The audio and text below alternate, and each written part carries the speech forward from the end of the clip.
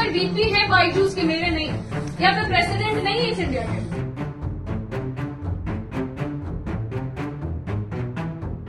India में startup culture को अक्सर सपनों, यूनिकॉर्न वैल्यूएशन और अरबों की फंडिंग से जोड़ा जाता है, लेकिन हर चमकती कहानी के पीछे कुछ ऐसी सच्चाइयां भी छिपी होती हैं जिनके बारे में कम ही बात होती है। After the CBI registered a new fraud case linked to loans worth more than 2,000 crore rupees. ये सच्चाई है फेलियर की, ऐसी कंपनियों की जो कभी मार्केट की शान थी, लेकिन गलत फैसलों, मैनेजमेंट की कमियों और बदलते समय के साथ तालमेल न बैठा पाने के कारण गिर गई। आज हम बात करेंगे कुछ ऐसे बड़े नामों की like Byju's, Snapdeal, Reliance communications और सहारा इंडिया परिवार, जिनकी कहानियां हमें सिखाती हैं कि सफलता जितनी तेज मिलती है, गिरावट भी उतनी ही तेज हो सकती है। सबसे पहले बात करते हैं बायजूस की, जिसे कभी भारत का सबसे बड़ा एडटेक स्टार्टअप कहा जाता था। 2015 के बाद से बायजूस ने तेजी से ग्रोथ हासिल की और 2021 तक इसकी वैल्यूएशन लगभग $22 बिलियन तक पहुंच गई। कंपनी ने आक्रामक तरीके से कई कंपनियों को खरीदा, जैसे आकाश एजुकेशनल सर्विसेज, लेकिन यही आक्रामक एक्सपेंशन इसकी सबसे बड़ी कमजोरी बन गई। कोविड के बाद जब ऑफलाइन एजुकेशन वापस आया तो बायजूस का यूजर बेस तेजी से गिरा।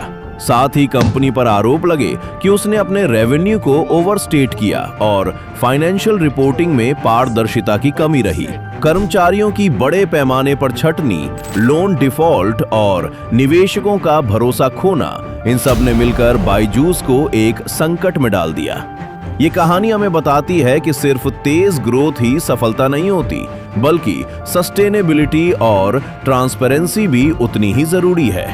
अब बात करते हैं स्नैपडील की, जो एक समय पर फ्लिपकार्ट और अमेज़न को टक्कर दे रही थी। स्नैपडील ने 2010 में शुरुआत की और जल्दी ही भारत के टॉप ई-कॉमर्स प्लेटफॉर्म्स में शामिल हो गया। लेकिन कंपनी ने अपने बिजनेस मॉडल को बार बार बदला, कभी डिस्काउंट बेस्ड मॉडल, कभी मार्केट प्लेस, जिससे कस्टमर और सेलर्स दोनों कंफ्यूज हो गए। इसके अलावा स्नैपडील लॉजिस्टिक्स और कस्टमर एक्सपीरियंस में भी पीछे रह गया। 2016 से 17 तक हालत इतनी खराब हो गई कि फ्लिपकार्ट के साथ मर्जर की बात होने लगी, लेकिन वो भी फेल हो गया। आज स्नैपडील अभी भी मौजूद है, लेकिन उसकी मार्केट पोजीशन पहले जैसी नहीं रही। ये केस हमें दिखाता है कि स्ट्रेटेजी में कंसिस्टेंसी और कस्टमर एक्सपीरियंस कितना महत्वपूर्ण होता है। चलते हैं टेलीकॉम सेक्टर की ओर, जहां रिलायंस कम्युनिकेशंस की कहानी बेहद दिलचस्प है। एक समय था जब आरकॉम भारत की दूसरी सबसे बड़ी टेलीकॉम कंपनी थी, लेकिन 2016 में रिलायंस जियो के आने के बाद पूरा गेम बदल गया। जियो ने फ्री कॉलिंग और सस्ते डेटा प्लान्स के साथ मार्केट में एंट्री की, जिससे बाकी कंपनियों पर भारी दबाव पड़ा। आरकॉम पहले से ही भारी कर्ज में डूबी हुई थी और इस प्राइस वॉर को झेल नहीं पाई। कंपनी ने अपने एसेट्स बेचने की कोशिश की, लेकिन कर्ज इतना ज्यादा था कि वो खुद को बचा नहीं सकी और आखिरकार दिवालिया हो गई। ये कहानी बताती है कि टेक्नोलॉजी और मार्केट चेंज के साथ जल्दी एडजस्ट न करना कितना महंगा पड़ सकता है। अगली बारी है सहारा इंडिया परिवार की, जो कभी भारत का एक बहुत बड़ा और प्रभावशाली ग्रुप था। सहारा ने रियल एस्टेट, मीडिया, एयरलाइंस और फाइनेंस जैसे कई सेक्टर्स में काम किया, लेकिन इसकी सबसे बड़ी समस्या थी रेगुलेटरी इश्यूज। सहारा पर आरोप लगा कि उसने निवेशकों से गलत तरीके से पैसे जुटाए और नियमों का पालन नहीं किया। सेबी ने सहारा के खिलाफ कार्रवाई की और कंपनी को अरबों रुपए वापस करने का आदेश दिया। इसके बाद कंपनी की फाइनेंशियल स्थिति लगातार खराब होती गई। सहारा की कहानी हमें ये सिखाती है कि किसी भी बिजनेस के लिए कानून और नियमों का पालन करना कितना जरूरी होता है।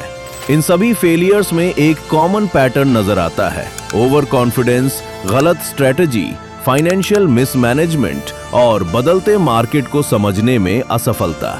चाहे वो बायजूस की ओवर एक्सपेंशन हो, स्नैपडील की कंफ्यूजिंग स्ट्रेटजी, आरकॉम की टेक्नोलॉजी में पीछे रह जाना या सहारा के रेगुलेटरी इश्यूज, हर जगह कुछ बेसिक गलतियां थीं जो धीरे धीरे बड़े संकट में बदल गईं। लेकिन इन फेलियर स्टोरीज को सिर्फ नेगेटिव नजरिए से देखना सही नहीं होगा।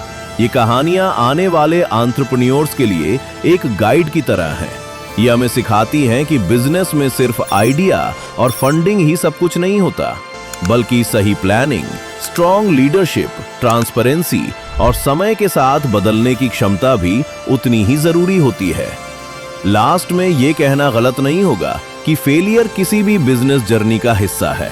फर्क सिर्फ इतना होता है कि कुछ कंपनियां अपने फेलियर से सीखकर वापसी करती हैं और कुछ हिस्ट्री बनकर रह जाती हैं।